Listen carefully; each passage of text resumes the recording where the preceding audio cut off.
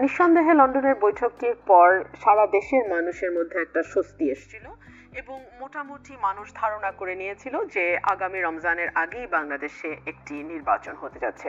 But এর পরে কিন্তু প্রায় 1 মাস পার হয়েছে, অলমোস্ট পুরোপুরি 1 মাস না হলেও বেশ কিছুদিন পার হয়েছে। এর মধ্যে সিইসির সঙ্গে চিফ অ্যাডভাইজার অত্যন্ত মানে 1-to-1 একটা বৈঠক হয়েছে বেশ লম্বা সময়, কিন্তু সেখান থেকে কি বার্তা এলো সেটা কিন্তু আমরা কেউ জানতে পারলাম না। সেই মিটিংয়ে কি আলোচনা হলো, সেই মিটিংয়ে কোনো সিদ্ধান্ত হলো কিনা, আগামী নির্বাচন নিয়ে কোনো দিক নির্দেশনা দেয়া হলো কিনা সেই মিটিংয়ে, এগুলো কিছুই আমাদের কানে আসলো না। একটা কথা ভাষা ভাবে যেটা শোনা গেছে সেটা হচ্ছে যে নির্বাচন কমিশন সংস্কারের কাজ কত দূর হলো বা কতটুকু বাকি আছে এই বিষয়গুলো নিয়ে আলোচনা হয়েছে, কিন্তু কমিশন তো আর সংস্কার করছে না। অ্যাবসলিউটলি ঠিক ওই জায়গাটাতে আসছে, কমিশন তো আর সংস্কার করছে না, কমিশনের তো সংস্কার নিয়ে আলাপ কেন? আর এই খবরটিও কিন্তু খুব ফর্মাল কোনো সোর্সের খবর না।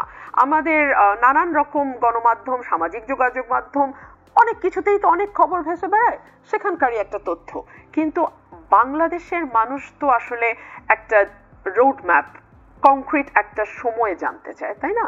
প্রধান উপদেষ্টার সঙ্গে যখন লন্ডনে বৈঠক হলো বিএনপির ভারপ্রাপ্ত চেয়ারম্যানের, সেখানে কিন্তু ইফ বাট এই কথাগুলো এসছে, যদি সংস্কার একটা নির্দিষ্ট মাত্রা অতিক্রম করে, যদি বিচার একটা পর্যায়ে যায়, তাহলে আমরা হ্যাঁ কেন আগে নিয়ে আসতে অসুবিধা নাই, আমরা ফেব্রুয়ারিতে রোজার আগেও নির্বাচন করতে